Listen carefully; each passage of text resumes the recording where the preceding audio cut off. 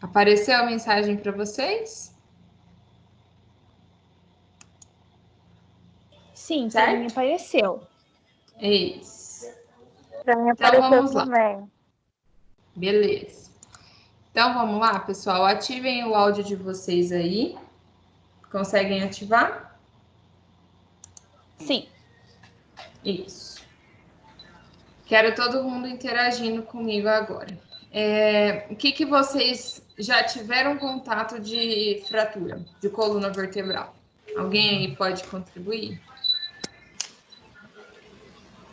Eu tive, professora, o avô do meu namorado, ele ficou até internado por conta disso, ele sofreu uma queda da escada e ele fraturou. Eu acho que na ressonância era D3 que estava, mas eu acho que é cervical, né? Eu acho que é cervical, mas na C3? ressonância... Não, estava D3. Eu acho, Julie. Ah, Era D3 é D8. dorsal. Não, era D8, professora, D8. D8 é Eu dorsal. não estou enganada. Eu confundi, é D8 mesmo que estava. E aí ele vai fazer um preenchimento agora, que é um tratamento que faz, é tipo vai inserir um líquido, alguma coisa para fortalecer, porque a vértebra dele foi para frente e quase perfurou a medula óssea. Então, esse é o ponto-chave da fratura da coluna, né? Não Pronto, posso tirar lesionar a uma medula dúvida? cervical. Oi, pode. É o seguinte, igual ela falou assim na questão da D8, né? Ela é, Uhum. no caso, é dorsal. A gente tem a C1, C2, que é cervical, tem a lombar, temos as torácicas. E essa dorsal? Dorsal e torácica é a mesma coisa. É que Ah, algumas tá. nomenclaturas usam como dorsal, tá? Mas vocês já ouviram o Ah, termo tá. dorsal, já sabe que é da região Que é torácica. torácica, né? Perfeito, obrigada. Então, vamos lá.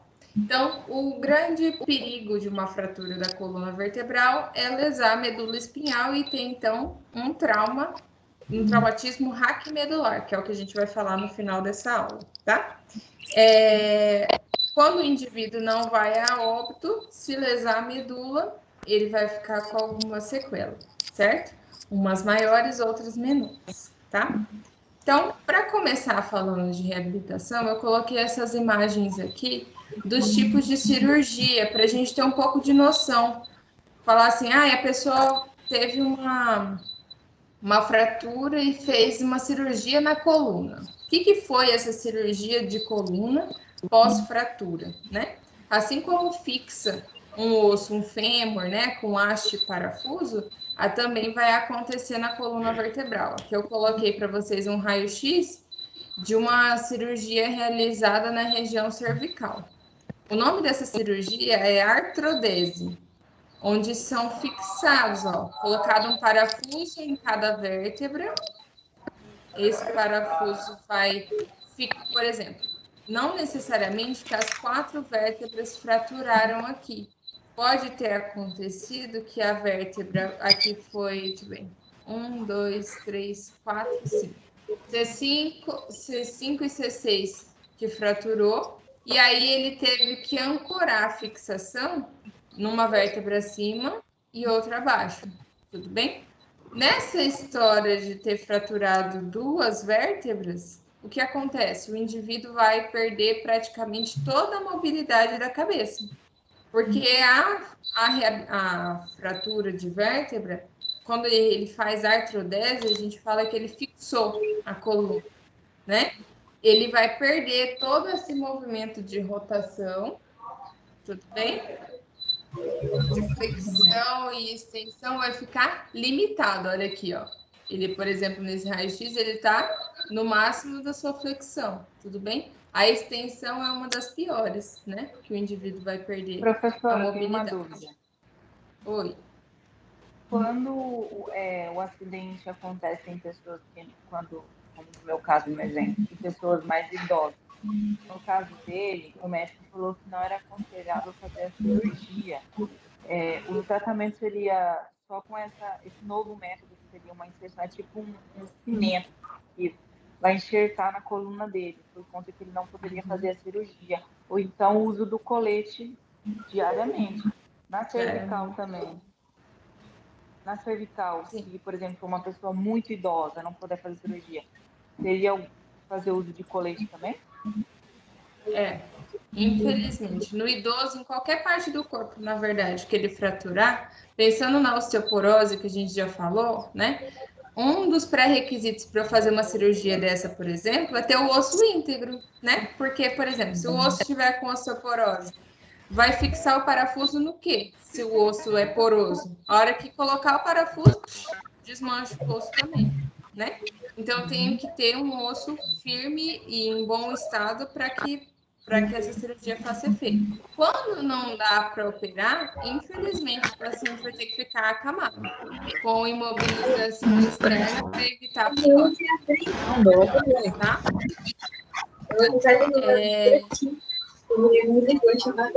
Pro, tá tendo algum ruído, um barulho muito alto, não dá para escutar sua voz direito. Não dá pra desligar. Eu vou desativar os áudios de novo, tá? Desliguem os áudios, que acho que vai ficar melhor. ligado. Vou desligar. Desliguem os áudios e aí quando vocês quiserem falar alguma coisa, vocês ativem e falam, tá? Tudo bem? Vamos lá. Então, além da artrodese... Professora, Oi. me repete o nome desse tratamento cirúrgico? Artrodese. Sim, obrigada. Tá?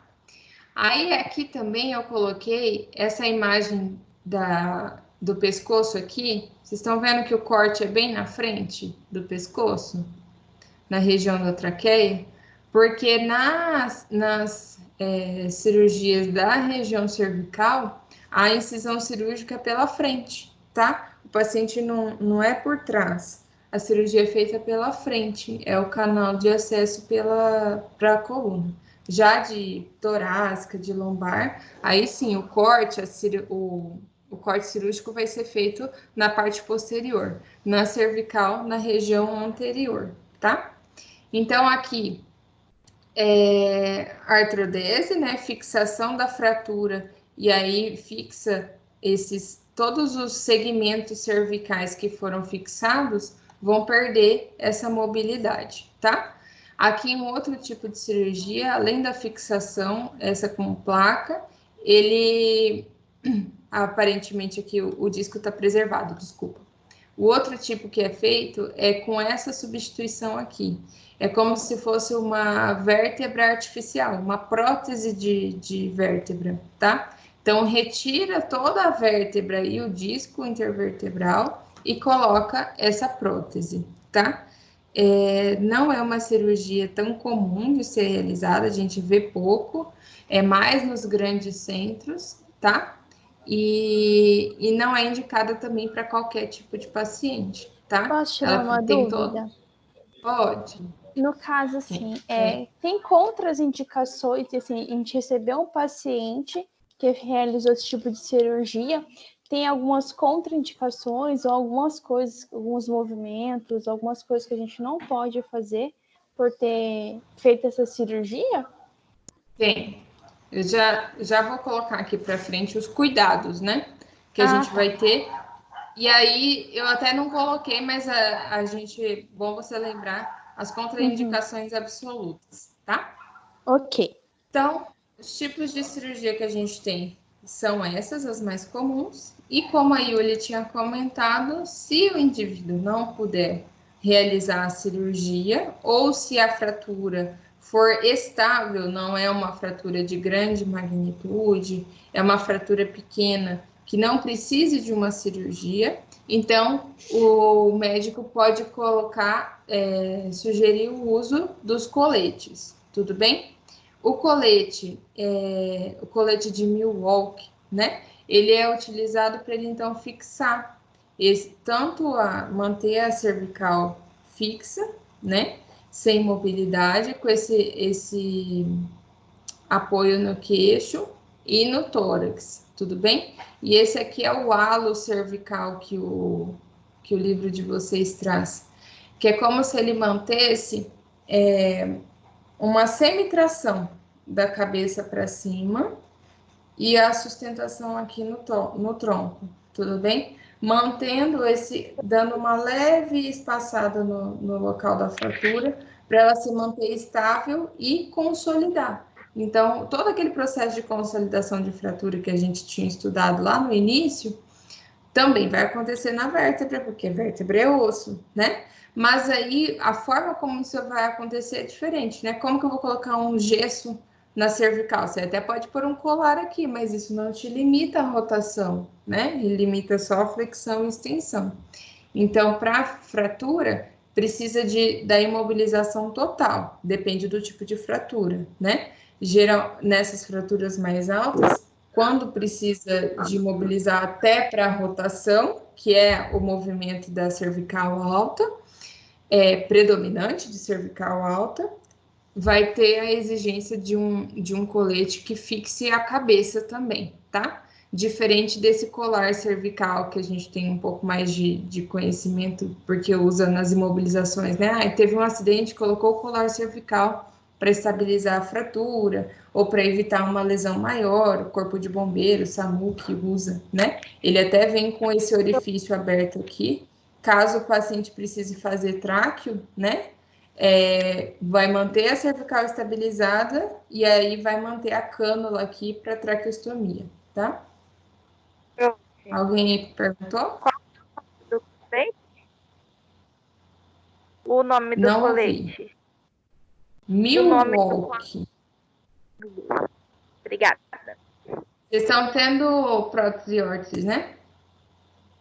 Agora. Provavelmente tivemos, vocês já ouviram, não lembram de ter ouvido falar desse lá? Eu lembro. Lembra, né? E esse também é o colete tóraco-lombar, tá? Esse primeiro da imagem aqui. Também utilizado nessas fraturas, então, mais estáveis de coluna, seja torácica, seja lombar. Então, ele vai limitar mais flexão de tronco do que extensão, tá? Que é o mecanismo maior de trauma, tá? Então, em alguns tipos de fratura, tóraco-lombar. Esse aqui, o primeiro. Então, o tipo de tratamento que vai ser utilizado vai depender do tipo de fratura, do número de vértebras que foram fraturados, se foi uma fratura só um trincado, foi um traço de fratura ou foi uma cominutiva, né? Com vários fragmentos ósseos. Se tem risco dessa vértebra, porque lembra que uma vértebra estabiliza a sua vértebra abaixo e acima. Se alguém fratura, há o risco de uma escorregar sobre a outra, tá? Que é a espondilolistese. Então, isso tudo tem que ser avaliado, o risco de ter uma espondilolistese e aí lesar a medula ou não, tá? Depende do tipo de fratura que aconteceu. E depois o tratamento conservador, tudo bem? Alguns pacientes, às vezes, vão ter essas fraturas, ter a vida normal. Ah, eu tenho sempre uma dor na coluna, não sei o que é. Aí resolve ir ao médico e aí faz um exame e descobre que tem uma microfratura, né, na coluna. Daí já fica desesperado, acha que não vai poder fazer mais nada. Vai ter que ter alguns cuidados, sim, né?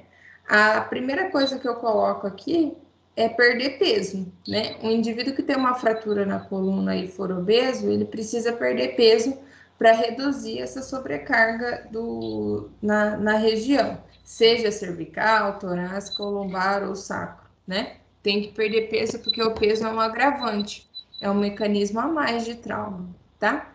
Depois, a gente vai ter como opções a terapia manual, aí tem que tomar um pouco de cuidado nessa terapia manual, né?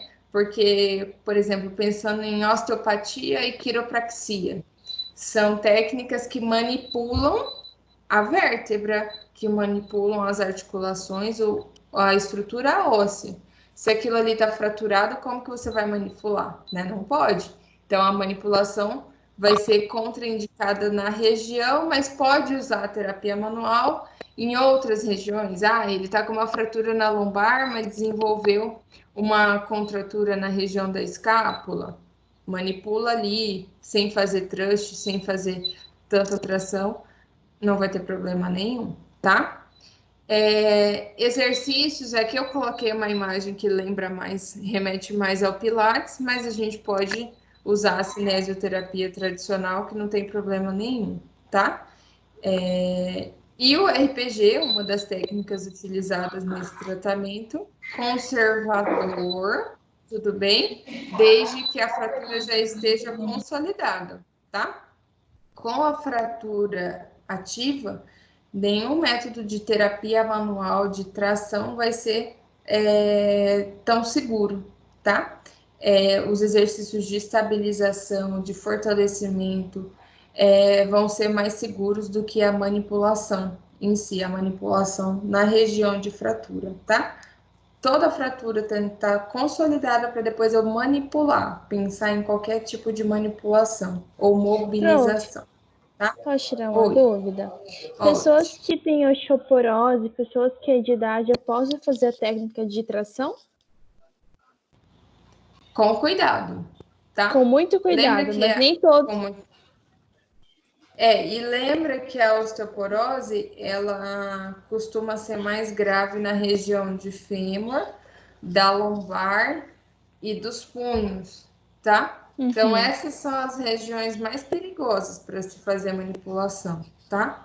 Mas uma tração em baixa velocidade, sem uma amplitude muito grande, não tem problema nenhum. O que não pode é ficar fazendo aqueles estalos, né? Aquelas manipulações mais bruscas, que são em alta velocidade. Aí sim tem um risco de fratura, tá? Ok. E depois, quando vocês aprendem a fazer a tração, o simples ato da sua mão estar aqui na região occipital e você deslizar ela para cima, você já está dando um estímulo em tração. Não necessariamente a tração tem que pegar e puxar, tá? Esses conceitos a gente tem que ir mudando. O estímulo em ascendente também dá um estímulo em tração e aí não tem um risco de fratura nenhum, tá? Mas isso também é dosar a mão, tá? Não pode ser uma mão muito pesada. Ok, então. Tá? Avaliação fisioterapêutica. Esse paciente chegou para você. O que a gente precisa saber desse paciente? Quanto tempo de lesão que ele teve, né? Quanto tempo que foi o acidente, ou há quanto tempo foi a cirurgia que ele fez? Como que foi essa lesão? Foi por tiro, foi acidente, caiu, bateu o carro, caiu de moto, acidente na piscina, de esporte, o que foi que aconteceu? Quais os tratamentos que ele já realizou, desde o tratamento cirúrgico, se possível que ele traga qual procedimento cirúrgico mesmo foi feito. Algumas cirurgias hoje já são menos invasivas, né? Feita com câmera, né? Faz 3 furinhos lá e faz a cirurgia. Então, quanto mais detalhes a gente souber dessa cirurgia, melhor. Se esse paciente teve mudança de peso nos últimos meses, que pode ter piorado ou melhorado o quadro dele. Qual que é a postura dele de trabalho, né, laboral e a doméstica, né? Às vezes é uma dona de casa que só fica em casa, ou também não. É uma pessoa que trabalha, mas eu também tenho que saber como que ela se mantém em casa, né? Cadê a Débora? Deitada lá no sofá, né? Como que fica deitado no sofá? Como que dorme, né? Se dorme de bruços, se dorme de decúbito lateral, decúbito dorsal. Tô na cama, professora. Olha lá, daqui a pouco aparece a Débora. Tô na cama. Tá bom. O meu vizinho tá com a música muito alta e tem que esconder aqui dentro do quarto, senão não dá para ouvir. Isso. Vamos lá. Então, eu tenho que saber também como que é a vestimenta e os calçados e acessórios que esse indivíduo usa. Vestimenta, roupa, calçado mesmo, né? Se é um salto muito alto ou também rasteirinha em excesso também é prejudicial. Acessórios, a gente pensa em bolsa, mochila, aqueles revendedores que andam com aquela pasta cheia de produto, né? Hoje em dia eu já vejo mais, por exemplo, representante de medicamento, eles andam com uma linha de rodinha, né? Mas que altura que é essa alça da roda? Ele usa só de um lado, só do outro, enfim, todos esses cuidados. Eu vou avaliar força muscular, tá? Tanto de, pensando em coluna, tá? De extensores quanto de flexores da coluna vertebral, seja cervical, torácica ou lombar, tá? Eu vou avaliar a amplitude de movimento, que provavelmente vai estar limitada, e aí eu tenho que cuidar quando esse paciente tem uma artrodese, né? Que é aquele primeiro slide que a gente mostrou lá da fixação da coluna. Porque se ele fixou, como que ele vai ter amplitude de movimento? Ele vai estar limitado mesmo. E aí eu tenho que ir conversando com o médico para saber até quanto é possível ganhar de amplitude de movimento e o quanto que ele já sabe que aquele movimento vai restringir. Oi. Como que é o nome quando ele perde a amplitude de movimento cervical? Não, eu disse o nome da cirurgia. O nome da cirurgia é artrodese, que faz a fixação das vértebras. Prof. Oi. No caso, está na avaliação fisioterapêutica, a gente vai fazer a goniometria, o EVA, né, que é o teste de força muscular lá, não é? Não, é o grau de dor, né, o EVA. Grau de dor. Isso, o teste de sensibilidade, né? Isso. Então, tecnicamente, vai ser isso a nossa avaliação terapêutica. Isso. Sensibilidade eu preciso avaliar, porque a gente está falando de coluna. E lembra que os ramos do nervo periférico partem da coluna, né? Então, Sim. qualquer lesão na coluna pode prejudicar a sensibilidade. Então, pensou em lesão na cervical, eu tenho que avaliar principalmente sensibilidade de membro superior. Da região no caso, lombar, é quando a gente vai usar aquele martelinho, calor, frio, né? Isso. Tátil, térmica e dolorosa, tá? Perfeito. Reflexos também é imprescindível, tem que avaliar. Geralmente, esses pacientes podem evoluir para um comprometimento até neurológico, porque pode ter também comprometimento da medula por conta da cirurgia, tá? Já ouviram falar, fulano operou a coluna e ficou tetraplégico, né? Então, opa, aconteceu um erro nessa cirurgia, é um risco cirúrgico, toda cirurgia na coluna tem esse risco, tá? Mas isso vem sendo minimizado hoje com a tecnologia, mas existe esse risco, tá? Então, avaliar o reflexo, porque às vezes o médico não avalia isso e ele tá começando a perder reflexo, tá com hiporreflexia, tá perdendo sensibilidade, perdendo força, já fica atento, opa, será que é só da cirurgia? Já tem, sei lá, 3 meses que ele fez a cirurgia e está começando a perder isso, né? Alguma coisa está dando errado. Então, isso a gente precisa avaliar sempre. Avaliação postural, né? Todas as vistas, vista anterior, lateral e posterior. Avaliar como que está a postura desse paciente. Qual a adaptação que o corpo dele fez diante dessa cirurgia ou dessa lesão, tá? Então, a tendência, o paciente, ele é proteger a região de fratura. E aí, ele assumir uma postura antálgica, que é uma postura de dor, tá? Então, por exemplo, se a lesão é para a direita, ele vai projetar o corpo todo para a direita para proteger aquela região. Ele não quer esticar, né, aquela região de dor de jeito nenhum, porque ele tem medo, tá? Então, essas alterações posturais vão sendo criadas pelo indivíduo para ele proteger a região que ele tem dor ou que ele passou pelo procedimento cirúrgico, tá? Prof, avaliação do equilíbrio. Eu vi a matéria que, tipo, muitos pacientes, no caso, eles mudam a postura dele inteira, não só pela dor, mas antes de ter a dor, pelo medo, entendeu? De sentir ela. Uhum. E, tipo, eles mudam tudo a postura. Tipo, não tá sentindo dor nenhuma, mas por ter medo já tem tudo uma alteração postural. Exatamente. Então, por isso que o tratamento até antes da cirurgia é fundamental para a gente já ir ensinando esse paciente como que vai ser o seu pós-operatório, o que que vai poder fazer, o que que não pode, os cuidados, né? Para ele ficar mais seguro com aquilo que ele vai fazer, tá? Prof, Equilíbrio. Oi.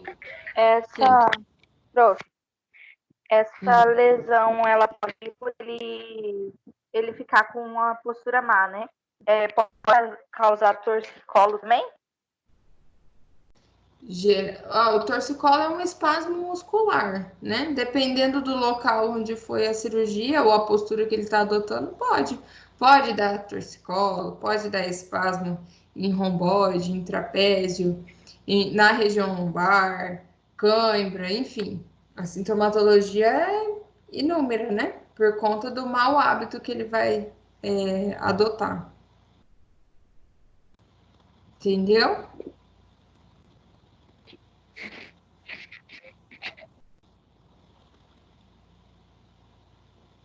Não estou te ouvindo, Naila.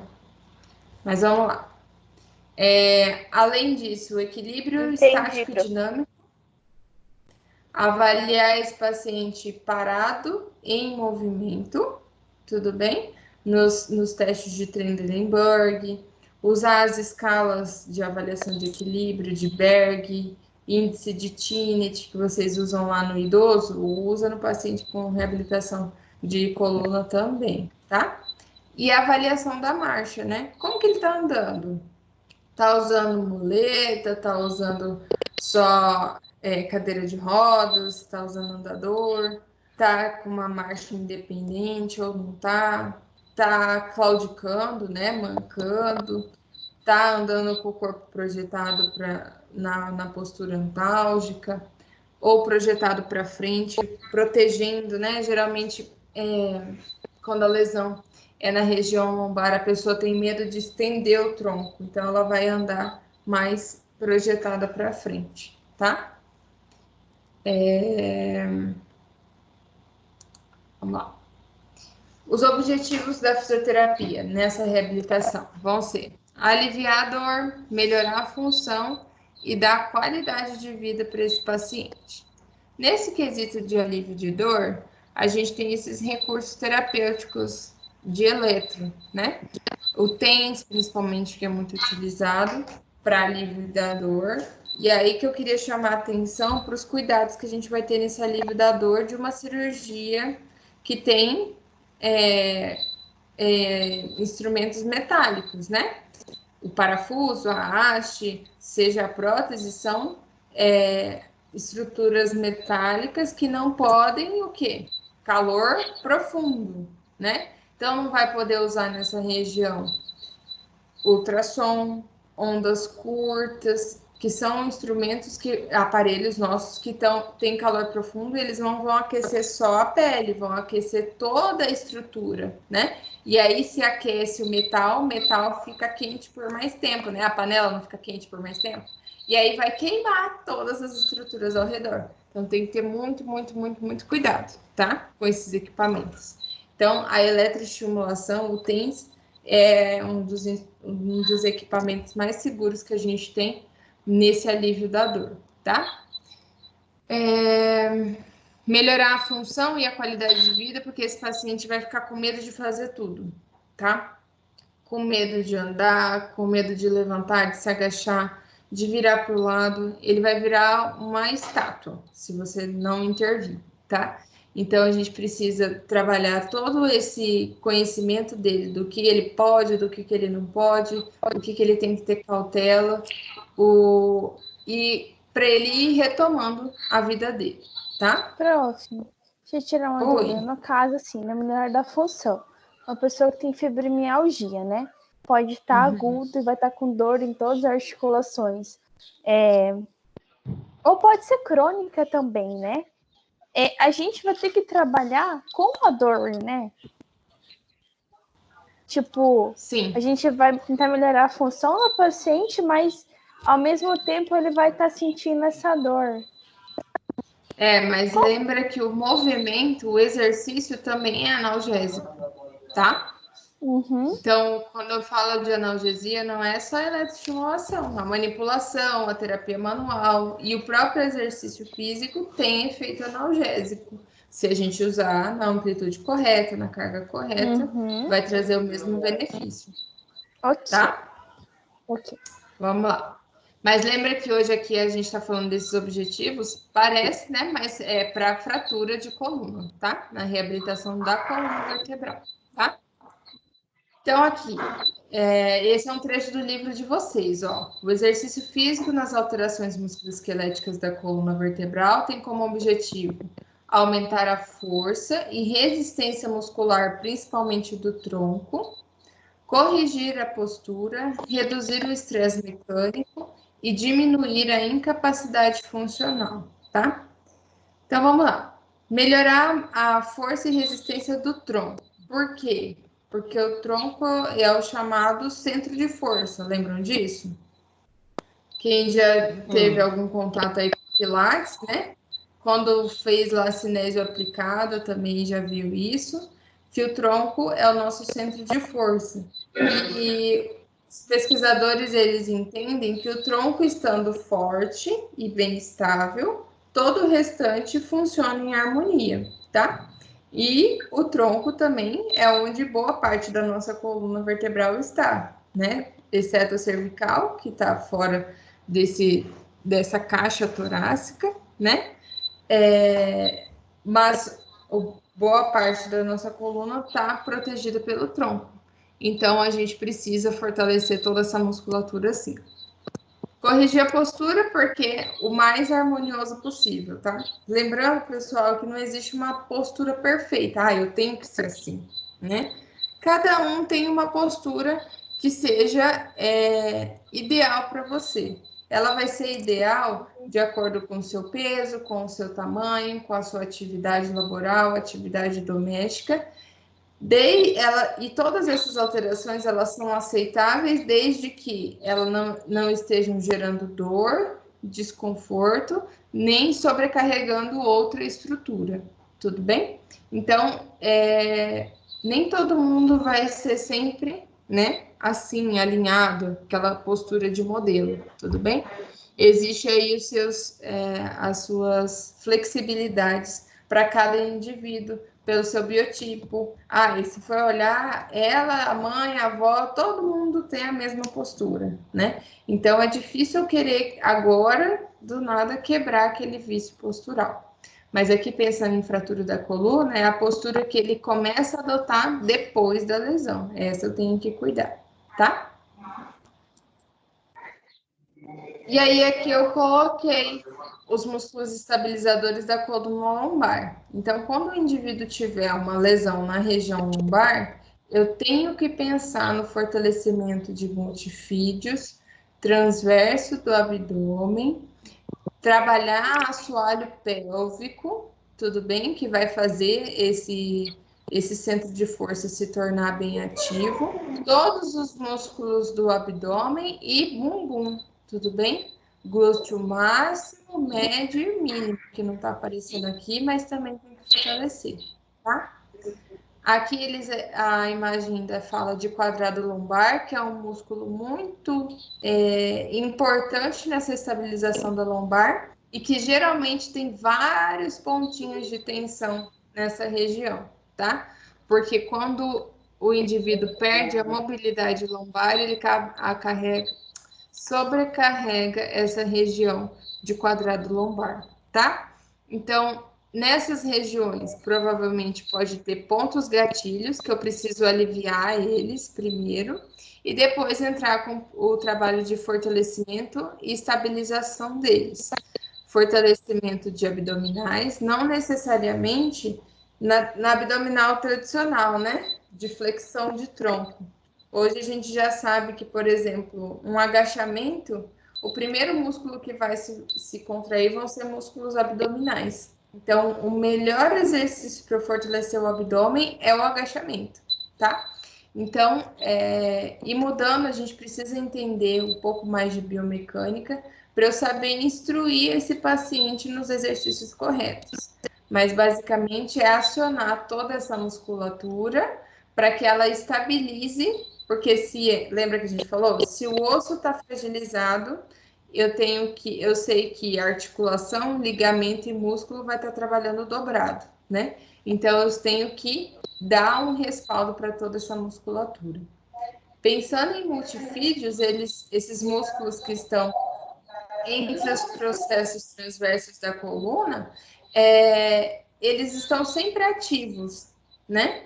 Então, a gente tem que cuidar um pouco e ponderando o tipo de exercício que ele vai fazer. E tirar aquele preconceito de que o paciente não pode fazer extensão da coluna. Claro que pode, né? Porque se ele fica em pé, a coluna está em extensão. Então, eu tenho que fazer sim. O que eu tenho que cuidar é não pôr carga excessiva, porque ele não é um músculo de grande ventre muscular e nem com esse caráter de aeróbico, né? Ele fadiga fácil. Então, eu tenho que tomar cuidado com o tipo de movimento, a repetição e a carga para esses exercícios de extensão da coluna, tá? Depois, os estabilizadores da cervical. Aí a gente pensa em escaleno, esternocleido na parte anterior e trapézio na parte posterior, tá? Levantador da escápula, aqui o esplênio do pescoço, que também gera bastante dor nos pacientes. Então, eu preciso cuidar de toda essa musculatura. Geralmente, o trapézio vai estar extremamente tenso. Então, antes de pensar em fortalecer, eu preciso liberar essa musculatura. Com terapia manual, com deslizamento, técnica de massagem, que seja o alongamento, tá? Para depois eu colocar os exercícios. Oi. Tipo assim, uma sessão, né? No caso, eu posso fazer liberação, tipo no músculo trapézio, né? Na questão da cervical, e já associar com exercícios passivos? Pode, sim. Tipo, sem muita Não só carga? Sim. Existem exercícios de estabilização, eu já vou mostrar alguns aqui, que pode fazer desde o início, né? Mas é bem isso mesmo, organizar o tempo da sessão. Eu vou começar com uma liberação, depois eu vou fazer exercícios ativos, sem carga, e no final da sessão eu penso em começar um trabalho já com carga, ou vou deixar para outra sessão, enfim. Mas isso tem que ser progressivo, tá? Não pode ficar a sessão inteira só liberando, só fazendo massagem, tá? Perfeito. Vamos lá. Então, no pós-cirúrgico, a fisioterapia vai fazer o objetivo vai ser controlar a dor, manutenção da mobilidade articular. Então, aquilo que ele tem, ele não pode perder, né? Então, se ele tem 15 graus de flexão, que ele não perca esses 15 graus. E, se possível, aumentar. Força muscular, ganhar força muscular e o retorno progressivo às atividades diárias, que é possível e é necessário, tá? Que cuidado que eu vou ter lá com que tipo de exercício que eu vou promover? Exercícios que vão provocar estresse e flexão e que promovam sobrecarga no sentido axial devem ser evitados, tá? Então, um estresse, esses dias eu vi uma coisa horrorosa. O cara pendurou uma bola de ferro na cabeça, olha isso daí, e fazia flexão e extensão da cervical. Aí você fica pensando, né? Para que você vai fazer isso, meu Deus, né? Você carrega peso na cabeça todo dia? Não carrega, né? Não tem lógica isso. Então, claro que a gente não vai fazer isso na fisioterapia, né? Mas também não vai amarrar uma caneleira na cabeça do paciente para ele fazer flexão e extensão, pelo amor de Deus, né?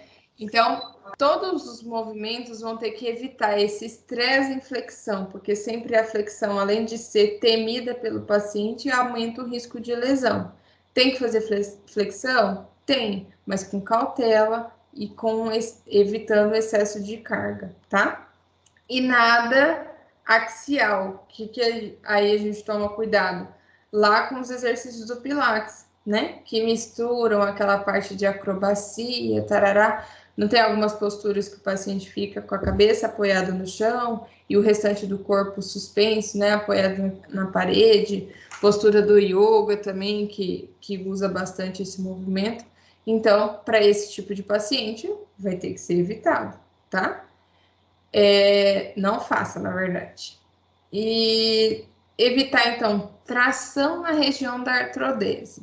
Isso é um cuidado que a gente tem que ter. Já vi muito colega fazendo isso, tá?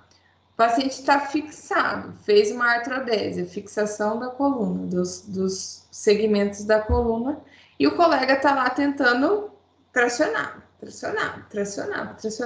o quê, gente? Se está parafusado, se está fixado uma vértebra na outra, você não vai tracionar, tá? E ainda corre o risco de você sobrecarregar as estruturas acima e abaixo da fixação e gerar um trauma maior, tá? Então, a tração na região da artrodese tem que ser cancelada, na verdade. Não tem porquê, não tem motivo você fazer uma tração numa região que está fixada, tá? Exercícios de articulação da coluna, o mesmo raciocínio. O exercício da ponte lá do Pilates, né? Que a gente aprende assim, sobe pedacinho por pedacinho da coluna e desce pedacinho por pedacinho da coluna. Ok, mas você sabe que se ele tiver uma fixação lá na lombar, aquele trecho não vai mobilizar, tá? Então não adianta você você não pode manipular em cima da região de fixação e nem tentar articular essa coluna nessa região, porque ela está fixada. As regiões adjacentes, ok, né? Que não estão fixadas, ok. Mas na região da fixação, não, tá? E treino com alta carga e de alto impacto. Muito choque, muito salto, né? Até que todo esse processo seja consolidado, não é indicado, tá? E o paciente que faz a fixação da artrodese também não recomendaria esse tipo de exercício por haver um risco de uma nova fratura, tá? De uma nova lesão.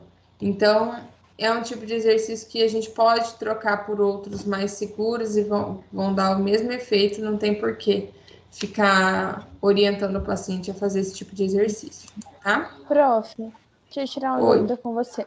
No caso, assim, esse tipo de cirurgia da artrodese, né, que a senhora falou, mais ou menos tem que evitar esse tipo de objetivo que a senhora colocou. Quando que eu vou usar isso com o meu paciente? Depois que ele atingir uma certa amplitude de movimento, ou conseguir fazer uma flexão e extensão completa, aí eu consigo fazer alguns exercícios com mais carga, ou eu nunca vou poder fazer porque ele fez esse tipo de cirurgia? Vai poder fazer sim. Depois de, por exemplo, 3 meses de reabilitação, geralmente, ele já está apto para fazer exercícios que qualquer indivíduo faria. Mas sempre vai ter que ter essa cautela de evitar sobrecarga em flexão, sobrecarga axial e de alto impacto, tá? Principalmente quando a gente pensa em impacto de salto para a região lombar, tá? O cuidado vai ser esse. E além disso, eu coloquei aqui as orientações para casa, tá? O paciente saiu da cirurgia, ele vai querer ficar deitado o dia inteiro, por medo de se mexer. E a gente tem que orientar ele, isso aqui, ó, orientação de UTI, né? Mudança de decúbito a cada 2 horas. Ninguém pode ficar na mesma postura por mais de 2 horas, tá, pessoal? Pelo risco de desenvolver úlcera de pressão, e começar a perder mais força, mobilidade articular, enfim, tá? Então, todo esse cuidado precisa existir mesmo quando eu faço esse paciente estar em casa, tá? Aqui eu coloquei algumas imagens como a gente fala, de ergonomia doméstica, né? Colocar um banquinho de apoio na pia do banheiro, aqui para escovar os dentes, mas também na pia da cozinha, né? Por ficar mais tempo ali lavando a louça, para dar esse tempo de descanso de um membro para outro. Varal de roupa sempre na altura dos ombros, nem muito alto, nem muito baixo, tá? Sentar-se para calçar o sapato e o cabo da vassoura um pouco mais longo para evitar o excesso de flexão do tronco por longos períodos, tá? E ali também eu coloquei, claro que daí depois vocês podem passar outras orientações, né? Aqui eu dei só algumas. Esses travesseirinhos aqui, que é do método Mackenzie. Não sei se vocês já ouviram falar nesse método, mas o inventor do método também fez esses travesseirinhos aqui para colocar na cadeira, para apoio da lombar, para recriar a curvatura da lombar, e na cervical, para manter essa curvatura fisiológica. Coloca dentro do travesseiro, né, esse rolinho, tá? Não tô falando que isso aqui é tratamento para fratura, tá, pessoal? Depende. Mas eu coloquei aqui porque são opções que a gente tem para aumentar o conforto do paciente em casa, tá? E claro que a gente vai orientá-lo a usar ou não, dependendo do local onde foi a lesão, onde foi a fixação dessa fratura, tá? Mas, por exemplo, num paciente com hérnia de disco só, sem operar, poderia colocar o travesseirinho para dar um alívio, tá? Depois de um pós-operatório na coluna lombar, que acaba que é uma região que as pessoas geralmente operam mais por conta de hérnia, né? A conduta nesse pós-operatório, eu vou querer aumentar a mobilidade articular das regiões não fixadas, né? De novo, se fixou, não vai ganhar mobilidade articular, gente, tá fixado. Condicionamento muscular do tronco, os músculos do core, que a gente já tinha citado, lá, abdômen, glúteo, assoalho pélvico. Alongamentos seguros. Por que eu escrevi alongamentos seguros? Porque tem gente que tem uma mania de colocar aqueles... Professora? Oi? Na hora que meu vídeo desligou, eu perdi o slide, eu só tô assistindo. Tem como mandar de novo para me acompanhar? Não tô vendo o rolinho lá. Não, mas eu já mudei de slide. Não, sim, é porque o meu aqui não tá aparecendo. Eu tô só assistindo o vídeo, eu não queria interromper. Mas na hora que desligou aqui, que eu reconectei, o arquivo não abriu mais.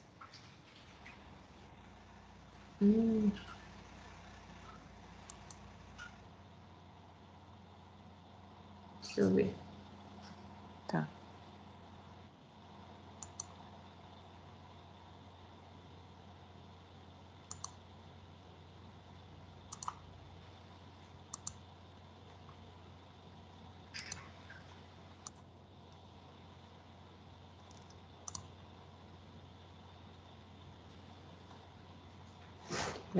Vai ter que carregar de novo aqui.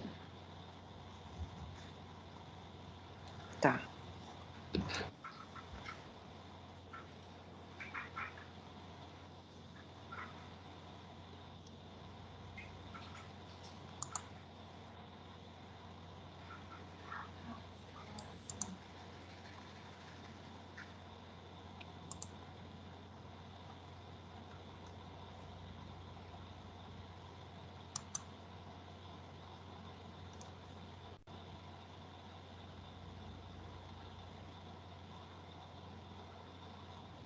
Tá abrindo aí?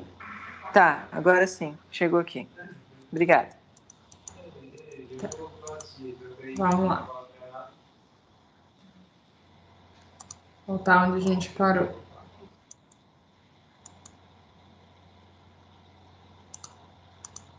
Aqui. Alongamentos seguros, pessoal, eu coloquei porque tem alguns pacientes, algumas condutas, principalmente quando falo do Pilates, e no yoga também, que vão além da amplitude de movimento, tá? Então, cuidado com esse tipo de alongamento. não é para ficar fazendo bonito na foto, é para que o movimento que você for fazer tenha um objetivo com o seu paciente, não simplesmente para ficar uma foto bonita, tá? Então, sempre pensando por que eu estou fazendo este movimento, o que eu estou alongando, por que que eu preciso alongar esse músculo e se isso é seguro para o meu paciente, tá? Contrações isométricas, que a gente já tinha citado isso, né? Nesse início, eu tenho que ativar a musculatura. E ativar a musculatura não significa colocar carga, né? Eu pedi uma contração dessa musculatura de forma isométrica, mantendo o mesmo. Oi? O que sumiu aqui?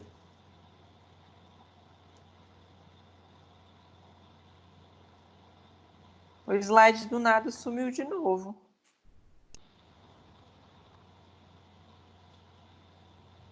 O meu também sumiu. O meu também. Alguém mexeu aqui porque apareceu uma mensagem assim: algum usuário assumiu o controle, não sei o quê. Não, eu não. Eu também Deixa eu não. ver aqui.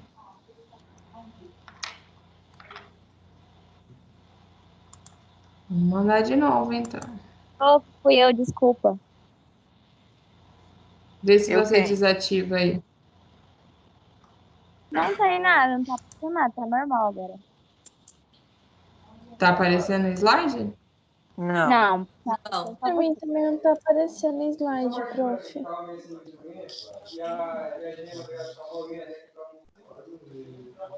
Tem um homem falando aí. Vou mandar de novo.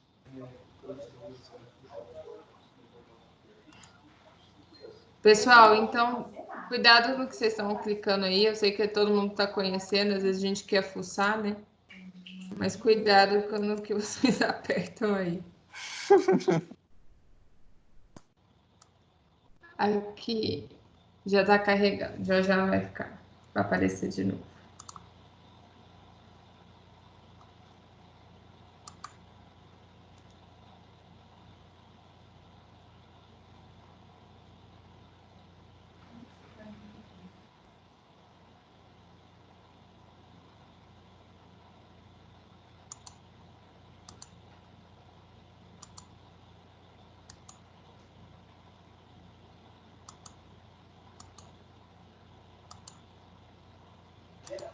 Acabou de chegar o slide. Uhum. Então vamos lá. Além das contrações isométricas, esse paciente também vai ter que fazer o preparo aeróbico, né? Muito tempo acamado, pós-cirúrgico. Então, caminhadas curtas nesse pós-cirúrgico vai ser segura se ele puder andar, né? Se o médico liberar para ele andar, ele pode fazer sim caminhadas curtas, tá? Alguns tipos de cirurgia, o paciente vai ter que ficar de cadeira de rodas, enfim. Mas aí depende da indicação, da orientação médica, tá? Sempre a gente vai caminhar junto, né? Não fala assim, ai, não sei o que eu vou fazer. Então, pergunta para o médico. Que tipo de cirurgia que foi feita? Se tem algum movimento que você não quer que faça, porque só ele que abriu e viu a situação que estava lá. Então, geralmente a gente tem que ter esse contato direto com o médico. Qual o movimento que o senhor não quer que faça? Ah, eu não quero que faça extensão acima de 25 graus. Ok? A gente vai manter essa amplitude, tá? Então, sempre manter esse contato com o médico para a gente também ter segurança naquilo que está fazendo, porque depois de uma cirurgia dessa, é complicado dizer o que pode e o que não pode, né? Porque cada caso é um caso e eu preciso avaliar que tipo de lesão que esse indivíduo desenvolveu, tá? Mas, no geral, é isso. Não mobilizar a região que está fixada, condicionamento do músculo do tronco sempre vai ter que ter, adaptando de diferentes formas de acordo com o local da lesão, alongamentos seguros, contrações isométricas, que é uma ativação muscular muito segura, e as caminhadas curtas. E aqui eu coloquei alguns exemplos de exercícios de estabilização do segmento, tá? Aqui o paciente está deitado em decúbito dorsal, com os joelhos flexionados e com a mão nessa região da crista ilíaca, mas palpando, então, o músculo transverso do abdômen, que é um dos músculos estabilizadores do tronco. E eu vou pedir aquela contração de puxar o ar pelo nariz, soltar e contrair o abdômen. E ele tem que sentir aqui, nessa segunda foto aqui, é como se o dedo levantasse, né? Tá aqui com o dedinho em cima da crista ilíaca, né? E aí, quando ele contrai o transverso, façam aí vocês, né? Da crista ilíaca para dentro, né?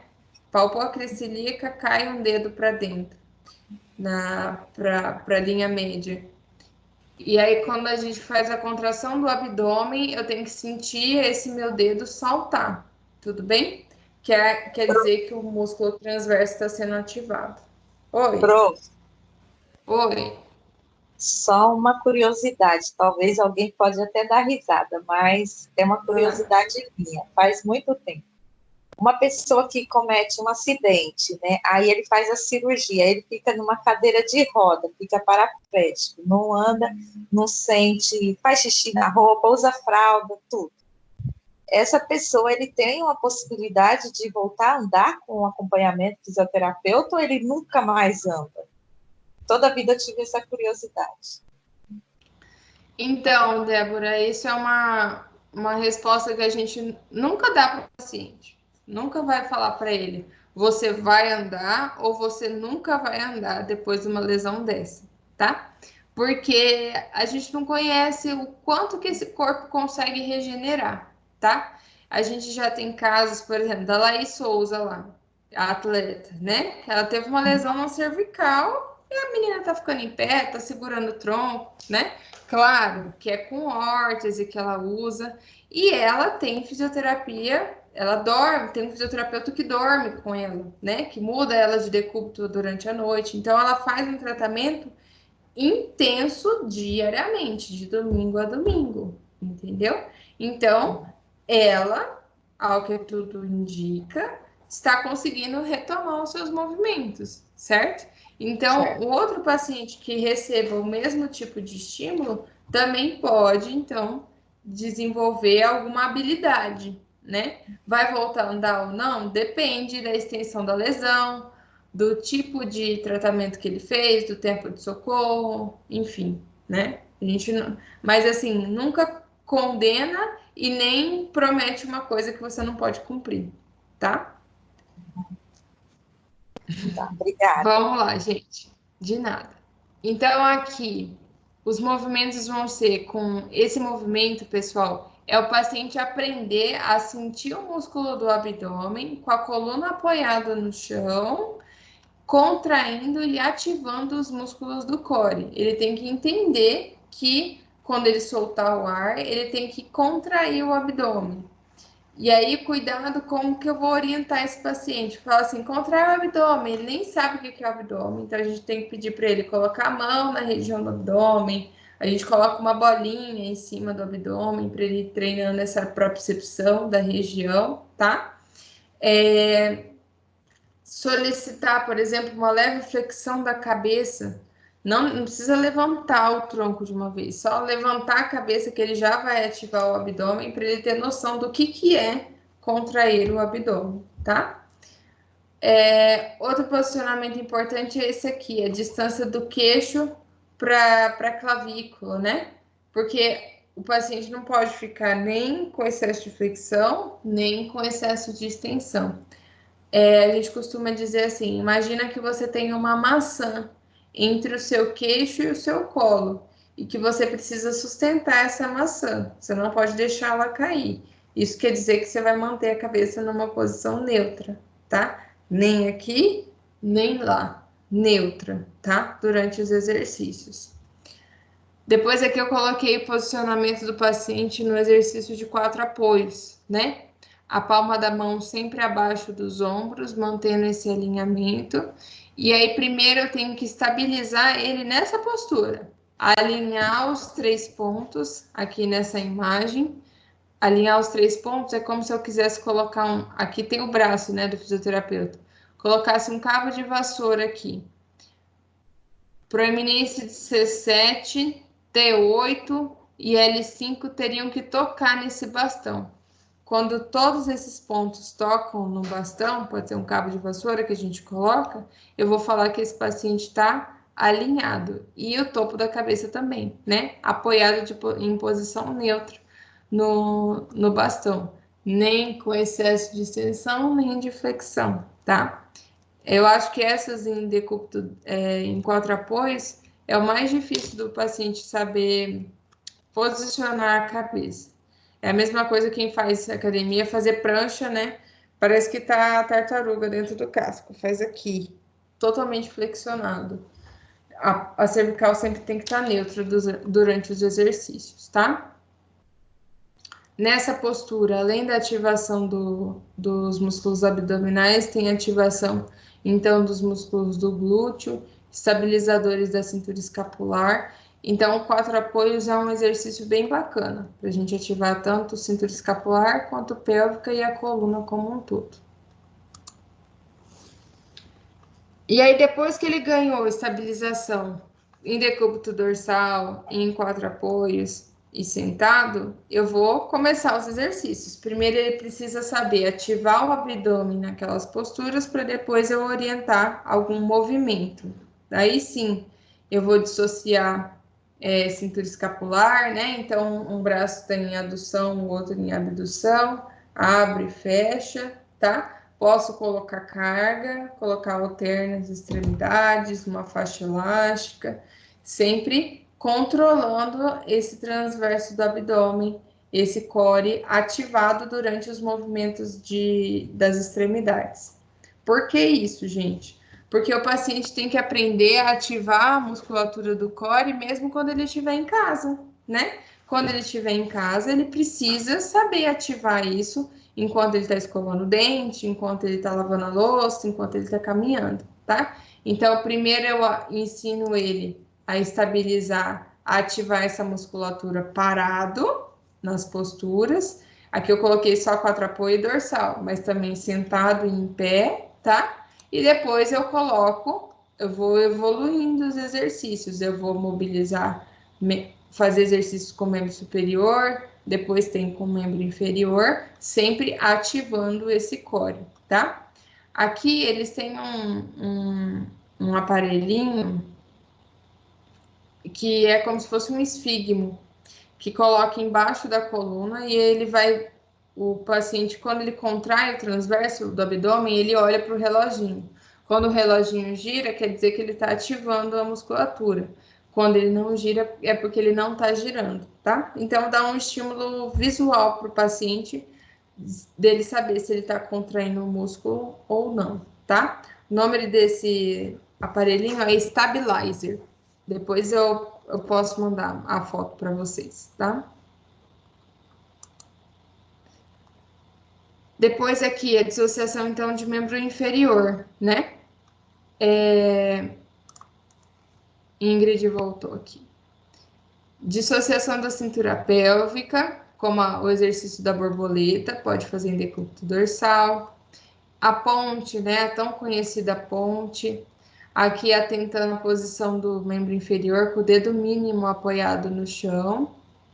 Exercícios de extensão da coluna cervical, em decúbito ventral, primeiro quando a gente faz pouca carga, depois com o paciente em pé, que aumenta a carga, tá?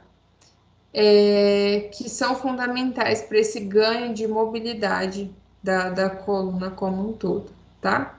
Isso aqui são alguns exercícios também de quem gosta muito de extensão, a gente fala, né, do movimento de extensão da coluna, é o método Mackenzie, que eu já citei para vocês. Então, o fortalecimento muscular, trecho do livro de vocês também, auxilia na formação do calo ósseo dos casos de fratura.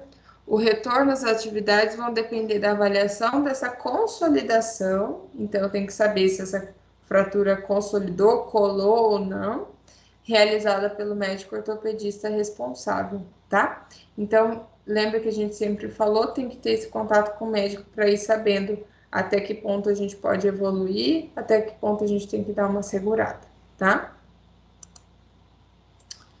Isso aqui é do livro de vocês também, tá? É um protocolo que ele cita aqui do que fazer nesse paciente em cada tipo de fratura. Então, na primeira que a gente falou lá na aula passada, fratura de côndilo hospital, né, aqui na base do crânio.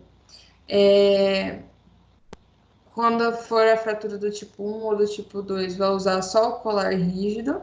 E do tipo 3, que é aquela que o número de fragmentos é maior, vai fazer artrodese, com placa, parafuso, tarará, e aqui ele cita os tipos o procedimento que vai ser feito. Quando existe uma luxação atlanto-occipital, vai usar o suporte avançado de vida do trauma, que é aquele colete, não utiliza tração, e vai fazer a artrodese quando houver condição clínica para isso. Caso o paciente estiver em risco, não faz a cirurgia, vai ficar só no colete mesmo. Fratura do atlas. Para fratura estável, o tratamento é conservador, com órtese rígida, né? Com apoio occipital e mentoniano. Lembra aquele colar que eu mostrei para vocês, que dá o suporte para o queixo e para a região occipital? Por 3 meses, com aquele colete. Ou até que a fratura se consolide, né? E tratamento cirúrgico quando for uma fratura instável. Também lá no luxação e subluxação atlanto-occipital, colar cervical, analgésico e anti-inflamatório, e a atração com o halo craniano, que é aquele que eu mostrei, que tem um ferrinho aqui na cabeça, uma haste e o suporte aqui no tronco, tá? Fratura do dente do áxis, que a gente citou lá também, tipo 1 e tipo 3.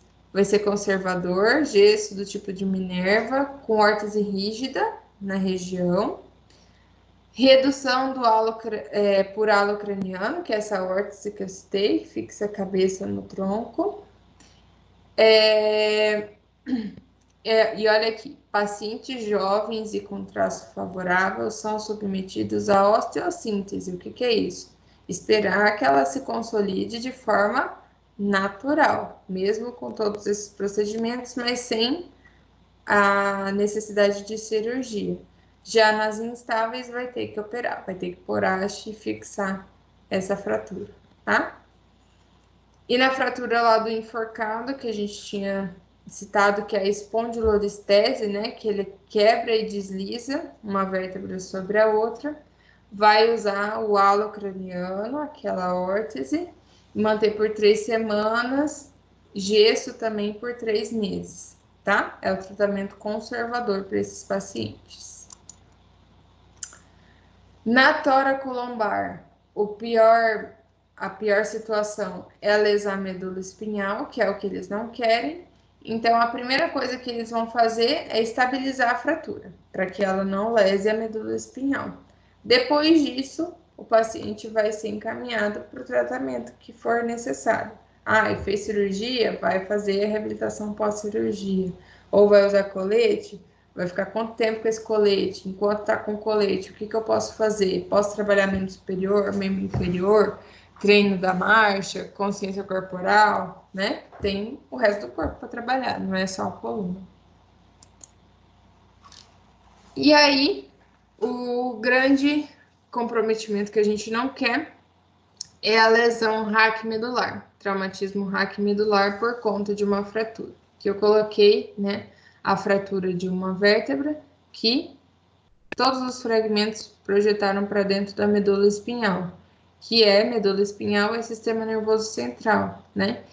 O que isso quer dizer? Que daqui para baixo o paciente perde os movimentos, tudo bem? Ele preserva só da lesão para cima, da lesão para baixo ele perde os movimentos. Então lembra que de cada trechinho da nossa coluna vertebral sai um ramo de nervos, né? E esses nervos vão inervar um músculo diferente. E aí, numa lesão de raquimedular, perde-se isso de forma total ou, em alguns casos, de forma incompleta, que a gente já vai ver. Então, por que a fisioterapia é tão importante nesses pacientes? Eu vou tentar ganhar flexibilidade muscular, aumentar a força, coordenação motora, aumentar a densidade óssea, tá? Que o paciente, se ele não anda, como que ele vai ter estímulo para depósito de cálcio no osso, né? Lembra que a gente falou que para ter depósito de cálcio no osso, eu preciso de descarga de peso? Se o cara não anda, ele não faz descarga de peso.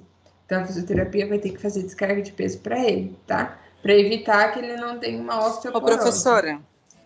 Oi.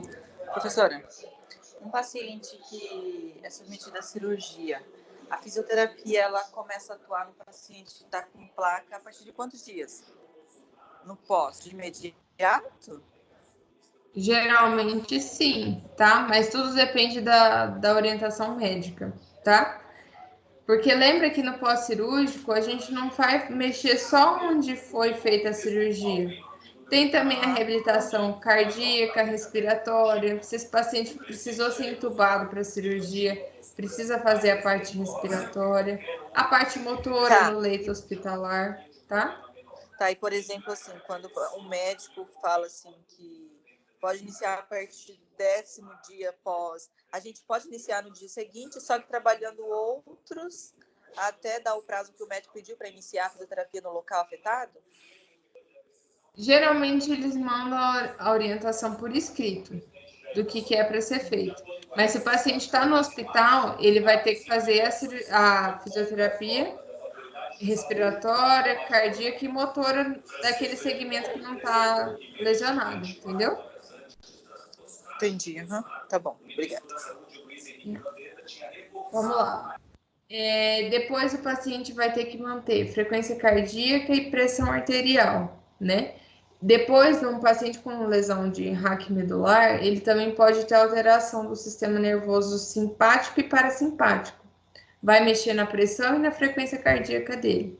Então, para isso que eu preciso estar sempre de olho e ver até que ponto foi a extensão dessa lesão, tá? E estímulo à sensibilidade profunda e esquema corporal, que ele vai ter lesão, ele vai ter déficit, porque lesionou, né? A sistema nervoso central, ele vai perder a sensibilidade profunda e ele vai perder essa noção de onde estão as pernas, principalmente no lesão baixa, né? Que perde os movimentos das pernas. Ele perde a noção de onde estão as pernas dele no corpo dele, tá? Então, eu vou ter que dar estímulo visual, tátil, olhe para sua perna. Então, por exemplo, vai colocar lá uma eletroestimulação na perna desse paciente. Vai existir um esboço de contração. A pele sente, mas eu tenho que ter outra via de informação para o cérebro de que aquele movimento está acontecendo. Então, eu tenho que pedir para ele ver, eu tenho que falar, eu tenho que tocar o membro a todo instante para estimular o cérebro a entender que aquele membro existe ainda, tá? A avaliação que a gente usa no lesado medular é essa escala de Ásia, né? O livro de vocês cita lá. Como que é feita essa escala de Ásia? Eu vou avaliar o indivíduo por dermátomos, tudo bem? Então, aqui, ó, cada segmento, cada trechinho desse do corpo que está desenhado aqui, tem um segmento da coluna que é responsável por ele. Aqui, por exemplo, nesse colo nosso aqui, é inervação a nível de C4. Então, eu vou testar a sensibilidade nessa região e vou avaliar se o paciente está sentindo ou não, tá? Então, eu vou avaliando daqui de cima para baixo, geralmente. De cima para baixo, eu estou avaliando. Estou avaliando, de repente, aqui, quando eu parei no dermátomo de T6, ele parou de sentir. Então, eu já sei que a lesão dele é a nível de T6. Não necessariamente que a fratura, do mesmo lugar que é a fratura, é a lesão medular, tá? Esse que é o cuidado que a gente tem que ter, e por isso que tem que usar essa escala. Porque, às vezes, a fratura foi em T4, mas o nível sensitivo dele é T6. Então, nível de T4, T5, ele sente. Só em T6 que ele vai perder a sensibilidade. A mesma coisa a parte motora. Eu testei aqui em cima, tudo preservado, ele foi perder a parte motora a nível de T12, por exemplo, tá? Então, o nível onde foi a fratura não necessariamente é o mesmo nível sensitivo e motor, tá? Isso a gente precisa saber, porque eu tenho que saber até que parte do corpo dele ele sente, até que parte do corpo dele ele consegue movimentar. Porque tudo que ele tem preservado, eu preciso preservar. Não posso deixar ele perder também, tá? Então, esse é o cuidado que a gente tem que ter nessa avaliação do lesado medular. E aqui ele coloca o livro de vocês, passa esse resumo dos níveis de funcionalidade. Depois que eu fiz a escala de Ásia que eu acabei de citar, eu vou falar se esse paciente vai ter um nível de funcionalidade até que nível, tá? Então, por exemplo, uma lesão acima de C4, aqui na cervical, né? Ele vai ter preservado os músculos do esternocleidomastóide, fibras de trapézio superior, elevador da escápula, controle cefálico e elevação dos ombros, e uma dependência total nas suas AVDs, porque o que ele vai fazer? Ele vai mexer a cabeça e levantar os ombros, tudo bem? Em C4. Em C5, ele já vai ter o movimento de flexão do cotovelo, um pouco mais de habilidade com as mãos, porque ele vai fazer um pouco de prono e supino, tá? Lesão de C6, além da flexão de cotovelo, ele também vai ter extensão do punho, tá? Então, ele vai conseguir agarrar os objetos com um pouco mais de facilidade. Claro, com os adaptadores lá que a TO, né, o terapeuta ocupacional, geralmente vão instruir para esse paciente. Depois aqui, pessoal, eu coloquei as opções que a gente tem de tratamento fisioterapêutico, tudo bem? Aqui eu coloquei os mais modernos que a gente tem, tá? Mas claro que a gente tem que lembrar que não adianta ter o equipamento mais moderno se eu não souber fazer a cinesioterapia básica, né? Então, o que a gente tem de recurso? Cinesioterapia. Como que eu vou fazer essa cinesioterapia e como eu posso aprimorar isso, tá? Aqui eu coloquei a imagem da realidade virtual, que é aquele celular que você coloca, um óculos que tem um celular acoplado, não sei se vocês já viram, que vai passar a imagem de um videogame, né, um jogo. Então ele vai simular que ele está jogando bola, em 3D, né? Ele vai sentir como se ele estivesse dentro daquele jogo mesmo. Então, ele vai dar um estímulo visual e proprioceptivo muito bacana para o cérebro entender a retomada desses movimentos, tá? É o mesmo princípio aí da game terapia, né? De usar o videogame como estímulo da terapia. Depois, algo não muito novo, mas que poucos lugares têm, que é a prancha ortostática, tá? A prancha ortostática, eu deito o paciente primeiro em decúbito dorsal e passo essas faixas aqui, né? No tronco, na cintura e nas pernas. E daí, depois que ele tá já preso, eu vou, aperto o controle remoto e ela levanta essa maca, né? Essa prancha. Deixa eu melhorar o movimento da mão aqui. Ela levanta. E aí o paciente fica em pé, apoiado nessa prancha, só que amarrado, né? Por esses cintos que vão sustentar ele em pé. Por que isso é bacana? Para ele começar a ganhar esse controle de tronco em pé, e eu também começar a fazer uma descarga de peso nesse membro inferior para estimular a densidade óssea, tá?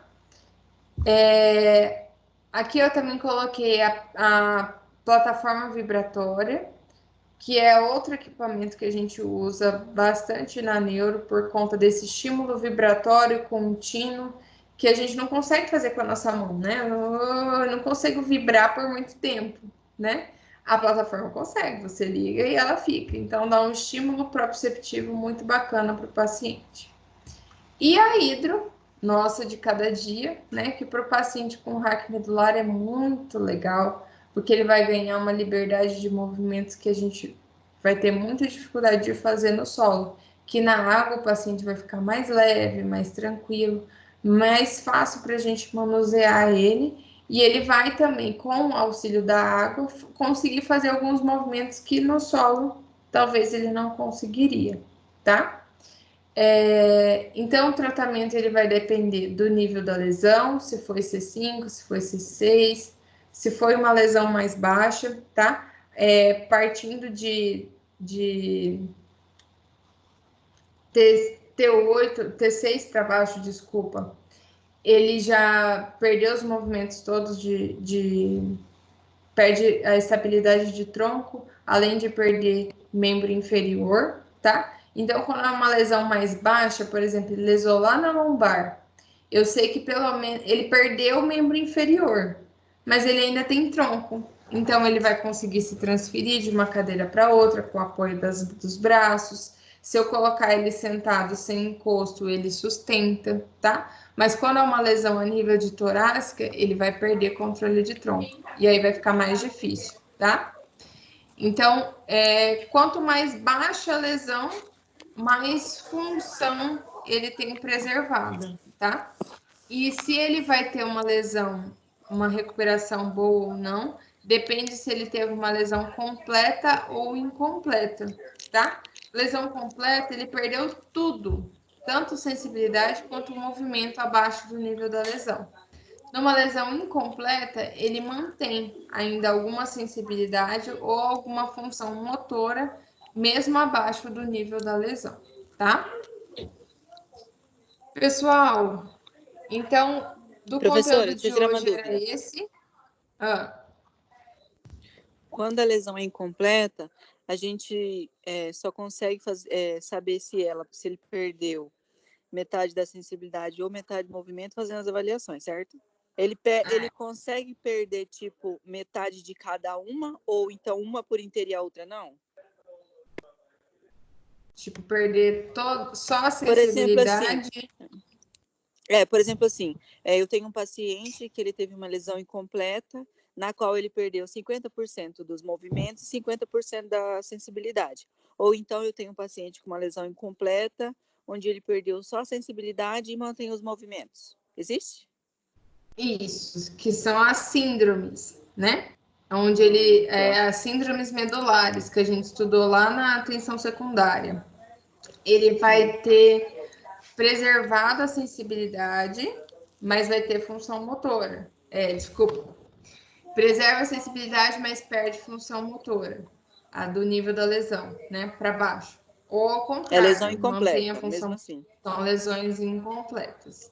Agora, quando ele fala assim, não sente nada e também não movimenta nada abaixo do nível da lesão, completa. Tá, mas eu falo assim, na lesão incompleta, pode ter caso de perder, por exemplo, um pouco da sensibilidade e um pouco da função motora. Tipo assim, manter os dois, pode? Pode. Tá, ter ainda um pouco preservada, que são as síndromes. Síndrome de Brown-Sequard, do cone central, tá? Que pode ter essa característica, tá? Tá bom, tá bom. Mais alguém, pessoal? Alguma dúvida de hoje? Acho que por enquanto não. Eu tirei as dúvidas que eu tinha, eu já tirei durante a videoaula. Então, tá. Pessoal, então o conteúdo de hoje era esse, a gente mostrar como que eu vou tratar esse paciente depois de uma lesão da coluna vertebral, tá? Mais focado aqui falando de cirurgia, tá, pessoal?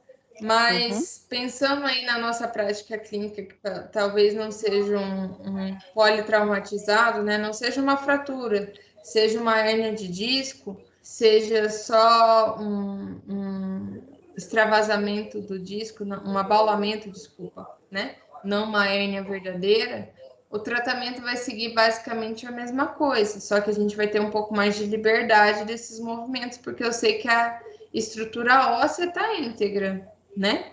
Então, eu vou, por exemplo, num paciente com hérnia, eu vou querer tracionar para ganhar espaço para essa hérnia voltar ao lugar onde ela estava e fortalecer a musculatura ao redor para estabilizar essa região, tá? Então, o raciocínio é mais ou menos esse. Aqui o livro de vocês foca bastante no pós-fratura, que eu acho que é o que mais dá medo, né?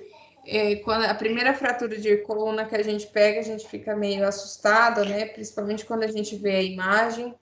É legal quando for palpar essa região, cuidado que vocês vão sentir, às vezes, a haste, os parafusos, cuidado com essa região que ela também tem grandes chances de evoluir com escara, porque a nossa coluna ela é muito exposta, né? Eu falo, é uma região muito superficial, a gente palpa ela, as vértebras, geralmente com facilidade.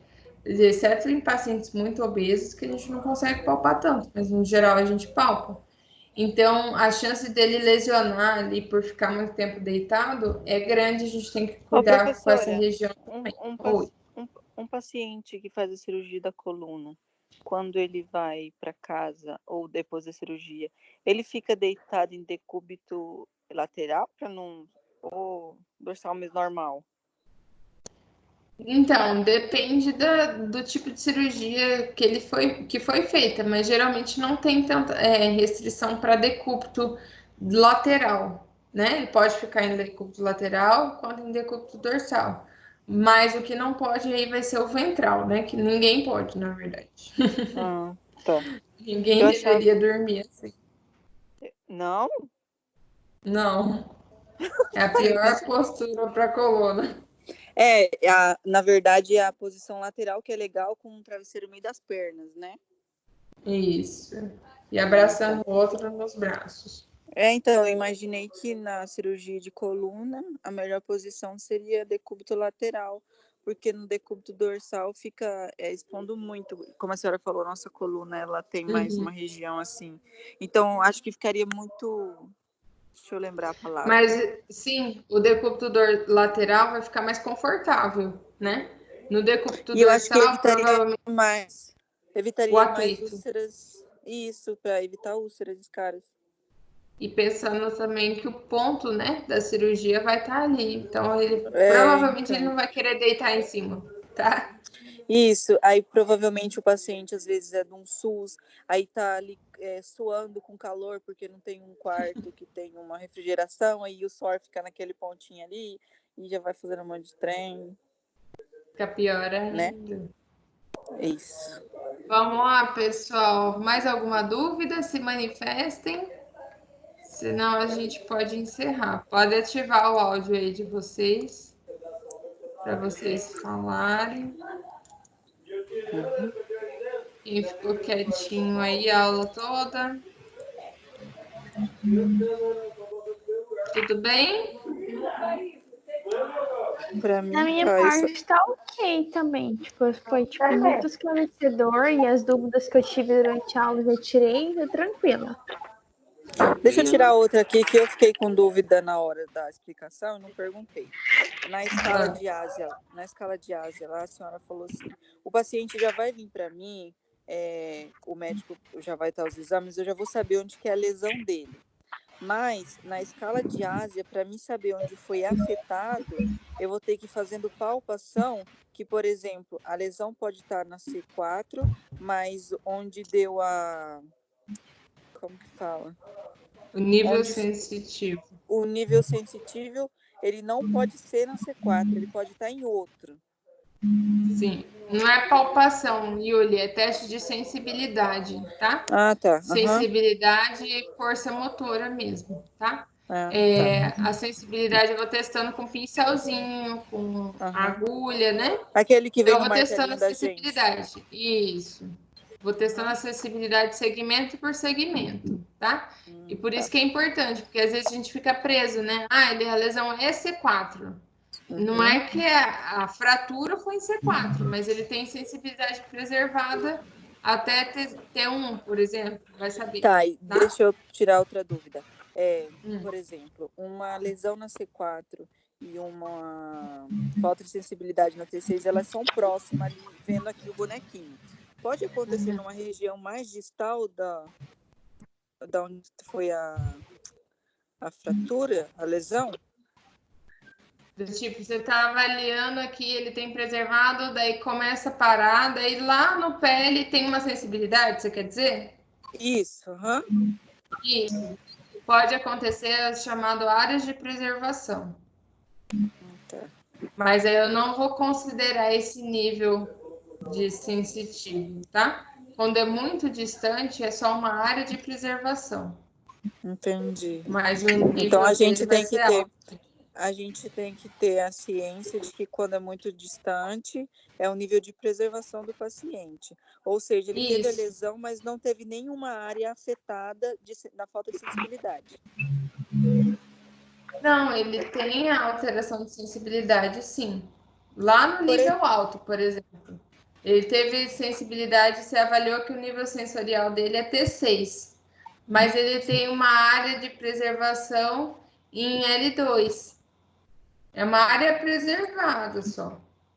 Não quer dizer que o nível sensitivo dele seja L2. É T6, do mesmo jeito. Tá. Professora, quando a gente, normalmente quando ele tem lesão, ele pode ter a falta de sensibilidade em alguma área perto ali proximal. Pode chegar a ter paciente que tem a lesão e não acontece nada com a sensibilidade? Tem a lesão medular, mas não tem alteração de sensibilidade? Isso. Pode quando é incompleto, igual a gente estava falando antes.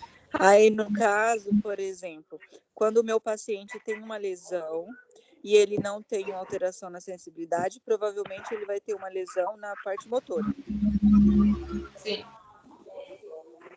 Tá, as lesões medulares que deixam menos sequelas são as lesões do final da medula espinhal. Tá. Tudo bem? Que elas vão ter um caráter mais periférico. Quanto mais alta for a lesão, aqui de cervical, né? Maior as sequelas motoras e sensitivas. Quanto mais baixo, menor. Tá. Quanto mais baixas, menor. No caso, as mais baixas são as de final da medula e as mais altas são as iniciais da medula. Isso, cervical. Tá. Entendi. Tá? Tá. Quando eu falo do final da medula, de caldequina, lembra desse final da medula que é chamado de caldequina? Lembro. Então, quando a lesão é na caldequina, a sequela é menor. Na caldequina entra o sacro, né? Isso. Que pode ter, então, alteração de esfíncter. Urina, fezes. Tá. Fezes,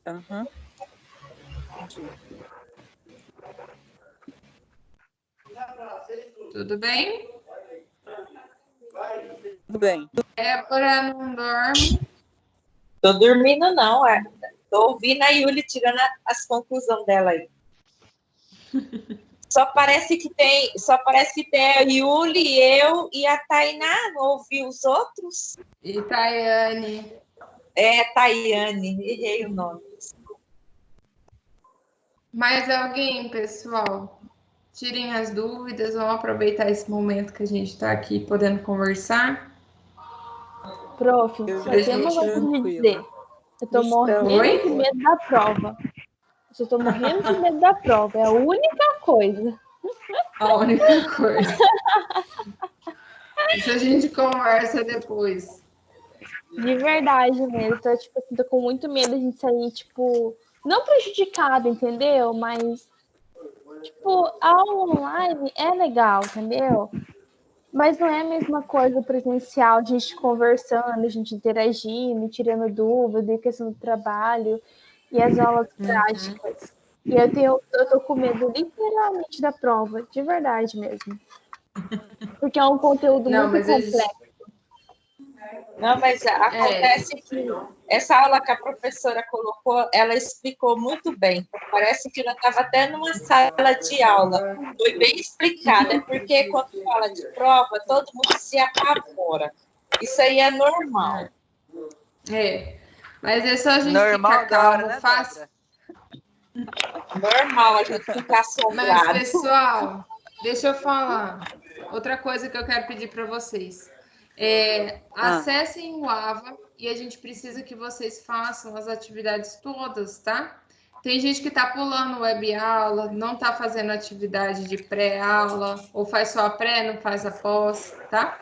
De todas as sessões, eu preciso que vocês façam essas atividades. Além disso, desafio nota máxima, ED e os prof, cursos livres de vocês. Verdade, no meu portal tá o desafio nota máxima lá, eu não sabia para qual matéria que ele tá, é da senhora? Vai. Se eu não me engano, é para minha e vai ter também depois Da a Fabienne. prova de proficiência. Prova de proficiência também esse semestre, tá, gente? Tá. Então fiquem espertos. Tá bom. Tá bom? Acessem o portal e façam todas as atividades, tá? Tá. E aí a gente vai conversando semana que vem de novo, aqui às 19 horas, com a aula de membro superior, tá? 2.3 agora. 2.3, desculpa. Tá. E aí a gente fecha a sessão, tá? Tá. Combinado?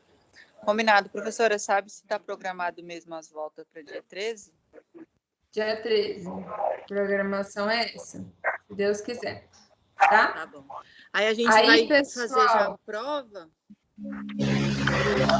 Então, a minha prova estava marcada para o dia 13, né? Eu vou conversar lá como que a gente pode fazer, se a gente pode colocar para outra semana. Porque daí na outra semana eu não tinha marcado para outra semana porque era no meio de um feriado, né? Dia 21 de abril, né? É na terça. E aí a prova seria dia 20 na segunda. Aí eu até tinha colocado uma semana antes, porque eu sei que quem mora fora quer emendar feriado, né? Não, não tem problema. A gente não emenda feriado, não. Deixa pra gente ter uma aula, tipo, presencial. Isso. Vamos lá, pessoal. Então assim, faz a provinha presencial, a prova realmente deixa para uma outra semana, conversa, que pra gente não sair prejudicado realmente mesmo, porque assim, é um assunto complexo, é muito detalhe, para ter pra gente estudar também, entendeu? Mas, pessoal, para que eu faça tudo isso, eu preciso ter o engajamento da turma inteira. Eu preciso que vocês façam as atividades do portal, porque, por exemplo, as minhas estão hoje, feitas. Né, a gente tem 35 alunos na sala. Quantos que estão aqui? 16. Né? Alguns estão com problemas, outros não sei.